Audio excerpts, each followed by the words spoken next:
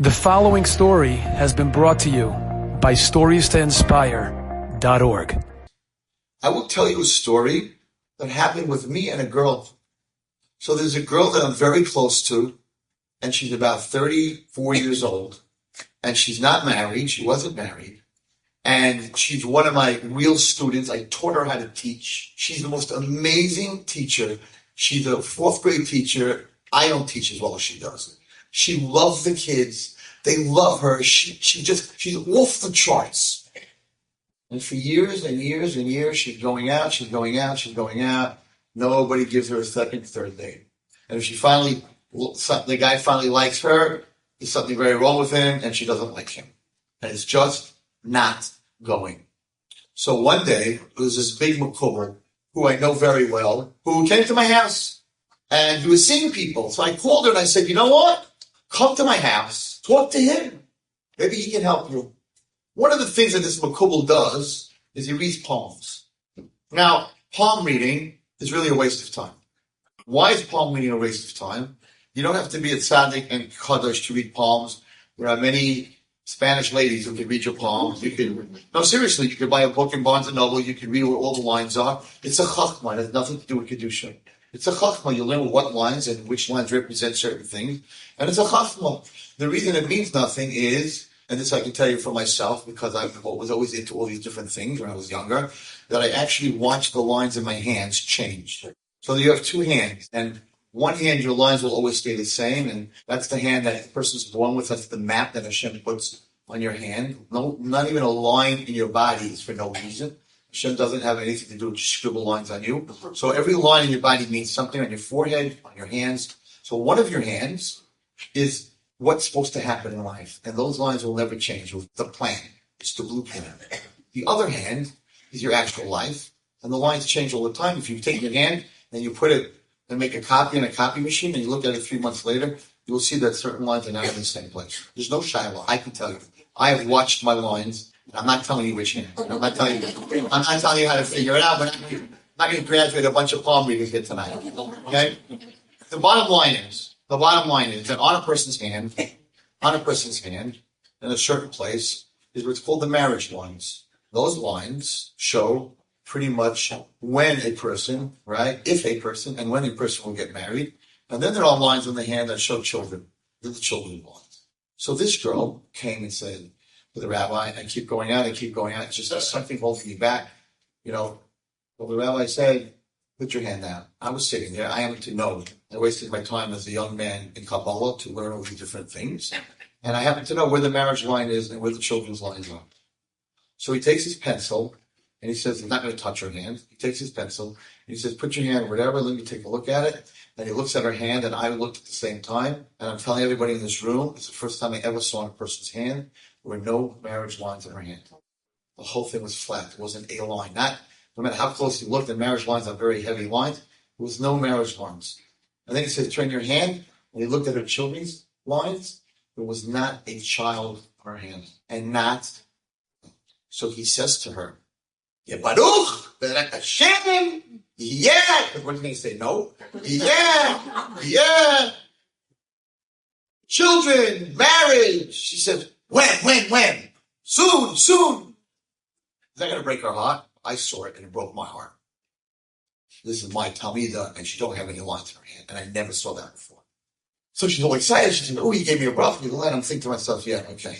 And she leaves. He looks at me and he starts like crying. He says, what are we going to do? This girl's never going to be married. I said, you looked very carefully. I looked, but I was much concerned. There's no lines. So what are you going to do? There's no lines. All right. But tefillah, davening, can do anything. Sometimes even davening can't do anything. As we see here, what was said, there's din. I can't help you. Let me tell you what happens. So this girl, stop looking at your hands. You're not going to figure it out.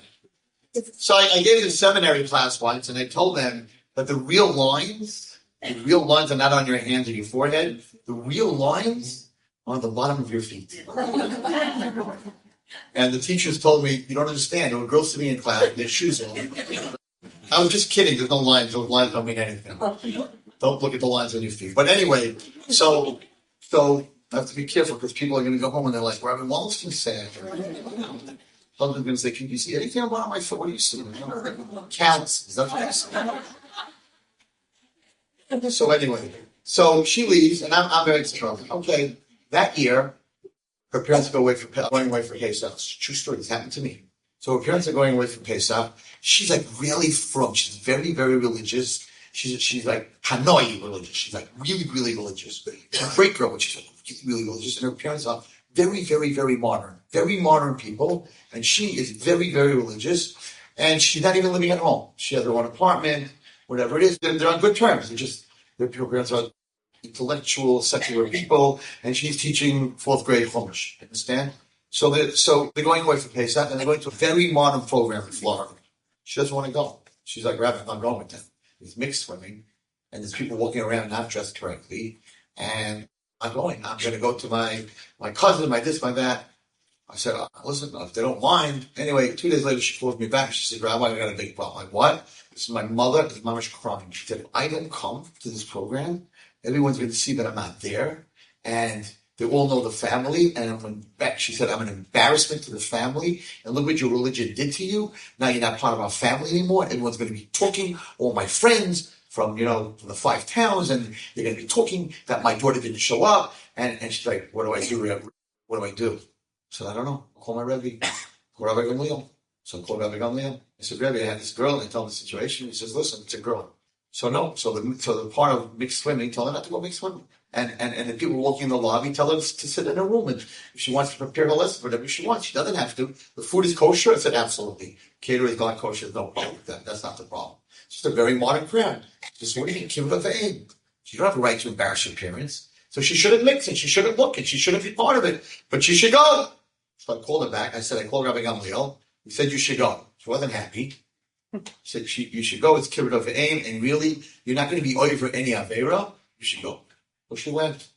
She told me it was 8 days in Gehenna.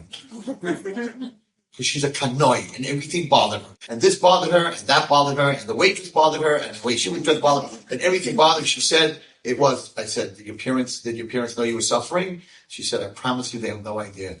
She said, I was the best actress. I put on a show. I went around with them, and I talked to their friends. She said, it's not 8 days of Gehenna, it was 8 days of Gan Eden. I promise you, God Baruch Hu knows what happened to you and how much you suffered, and he will repay you. 3 months after Pesach, she got engaged. Not this Pesach. Not only did she get engaged and she married Baruch Hashem, but as I'm standing here telling you the story, she's in her 6th month. But there's no lines. There's no lines on her hand. To recheck her hand? No, did not recheck her hand. She doesn't know that there are no lines on her hand to this day. I would never tell her that. Then she's going to start thinking, I'm only going to have one kid. I don't want to make her crazy. So there's no line. So what's going on over here? It's Pasha. It's Pasha what's going on over here.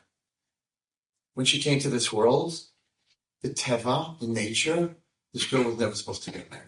And this girl was never supposed to have children. Maybe that's not what she came to this world for. So Hashem sent her the plan on her hand, on both hands. There were no lines on either hand, not in the plan and not in the living. And she broke her nature. She did not want to go. It was against what she wanted. She went and broke her nature for her parents. So her malach, her soul, had a right to say to Hashem, you're right, the girl that I represent, the neshama that I am of this girl, the teva in nature, she doesn't have lines in her hand. She's not supposed to get married and have children. She broke her teva.